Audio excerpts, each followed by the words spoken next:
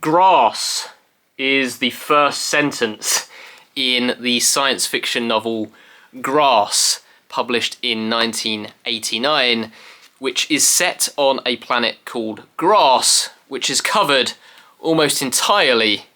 in grass. This is set in a universe where humanity have expanded to many different planets, mostly governed by an Earth-based religious institution called Sanctity. Sanctity are concerned with the preservation and the conservation of the human race, and they are collecting genetic material from every human being that they can to maintain a kind of database of DNA, which is housed in this colossal, ornate fortress on Earth, which is now massively overpopulated, but also struggling with another problem, which is that there is a deadly and mysterious plague spreading throughout Earth and other populated planets, which is killing humans with a 100% mortality rate. It is rumoured that Grass is the only planet where this virus is not present, so Sanctity send a man and his family to act as kind of diplomatic ambassadors and investigate the possibility of a cure. The population of Grass were initially made up of a group of humans who felt that Sanctity had become an oppressive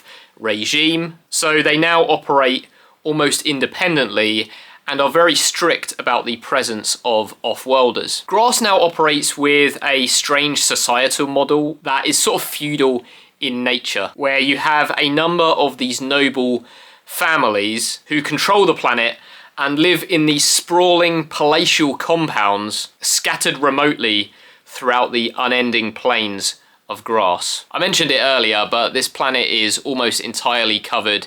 in these alien grasses of all different shapes, sizes and colours, ranging from these towering hollow structures that are reminiscent of wide bamboo that knock together in the wind and produce what Tepper describes as these echoing clucking sounds, and then more varieties which are closer to what we have on Earth, with these really tall blades of grass that ripple in the breeze, creating this effect that when you look out over these plains, that they remind you of oceans. Her world building is great here, with some really evocative descriptions of this world, painting a really vivid picture of these environments and these structures. The families of Grass all participate in this ritualistic ceremonial hunt, where they ride on the backs of these big native alien creatures referred to as mounts, who are actually called the hippei, who then follow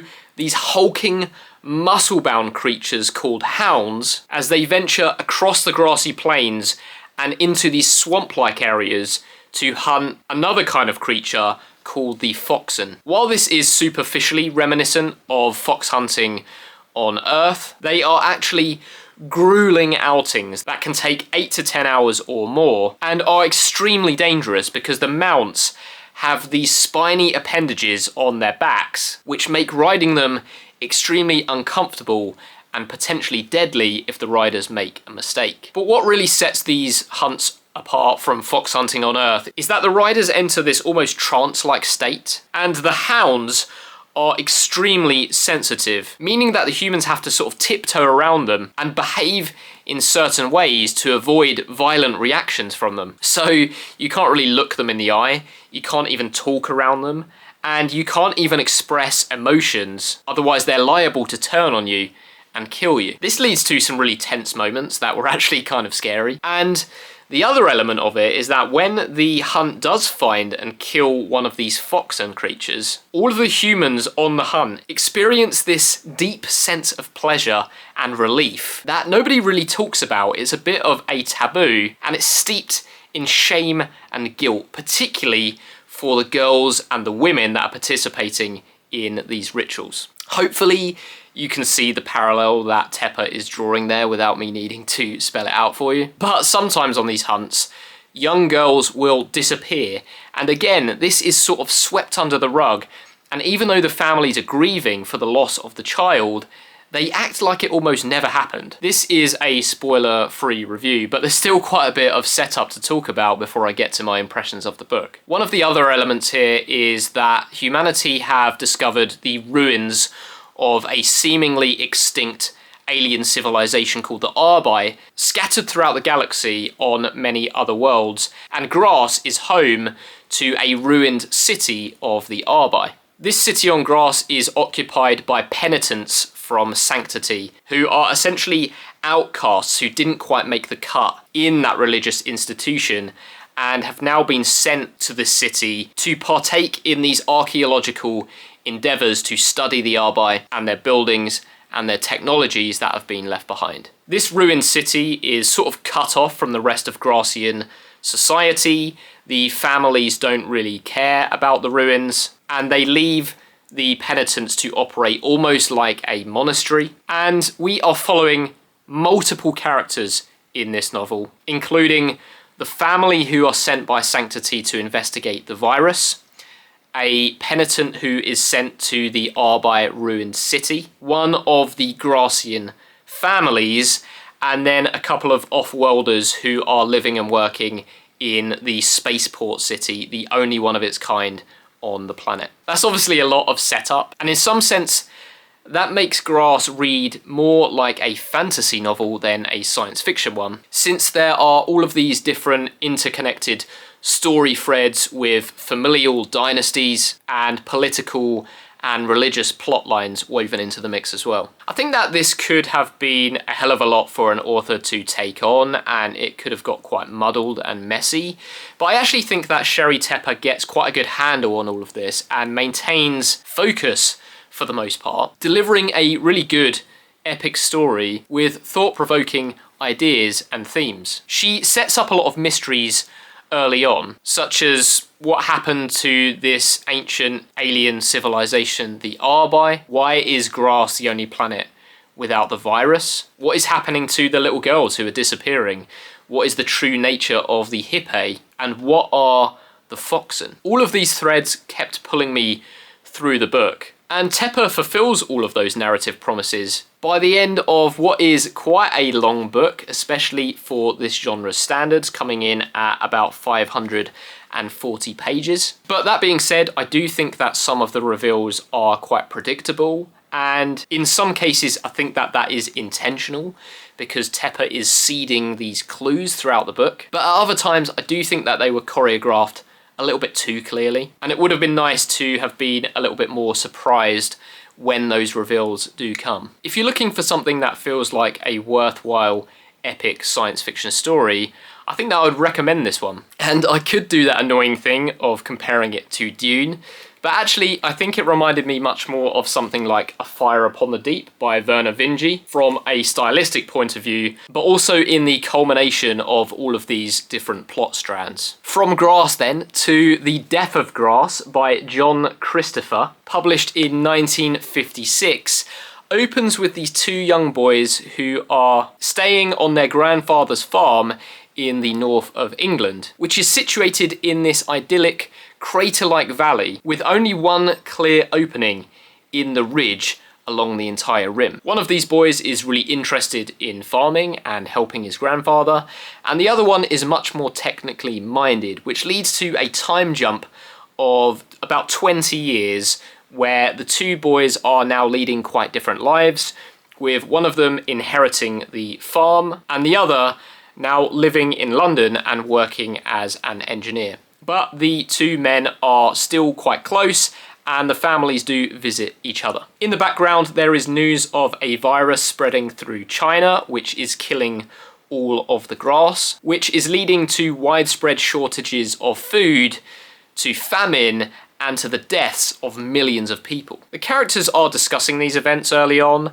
and they're almost mentally sidelining them, naively disregarding the possibility of a virus spreading from China to the UK. And they're speaking about these horrific events in this almost callous way, in really surface level conversations. And I think that is something that can be observed in modern society, where people are understandably so focused on their day-to-day lives and the problems directly facing them that they're not really thinking too much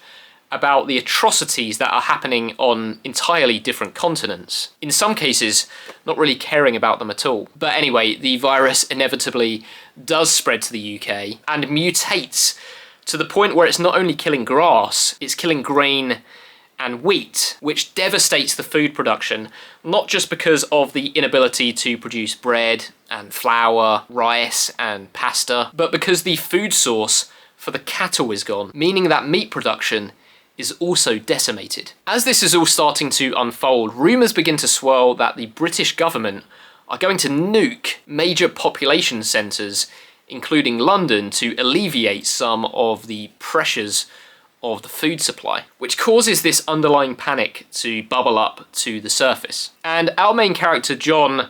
gets wind of this fairly early on, and actually, a few months earlier, his brother on the farm saw this coming and warned him and told him that he should bring his family to the farm in the north of England and wait out the impending crisis. Having ignored that warning, John now needs to immediately flee London with his family, which has been cordoned off by the military, restricting entry and exit from the city. To get around this, he recruits a man who owns and operates a local gun shop, with the two families stocking up on weapons and supplies and fighting their way out to embark on this long and grueling journey across the English countryside. I guess I had a bit of a hard time with just how rapidly the people in this novel descended into tribalism and brutality, but that is exactly the point of the novel, where John Christopher is peeling back that thin veneer of civilization to explore true human nature and the lengths that you would go to protect yourself and your family. But yeah, that mask slips off extremely quickly, resulting in some of the characters experiencing some truly horrific events as they battle their way up to the farm in the north of England. Along the way, John and the other characters are questioning their own nature and their motivations for carrying out some of the actions that they do. And it's all written in this very clear, straightforward way, which makes it a quick and easy read. And I'm not talking about it being an easy read from the perspective of the content or the themes, but in terms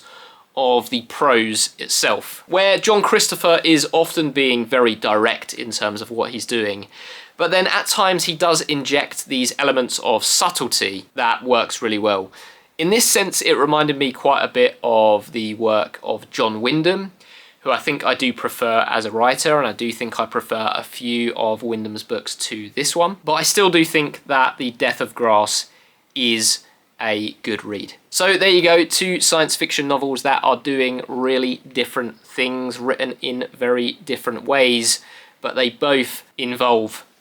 grass.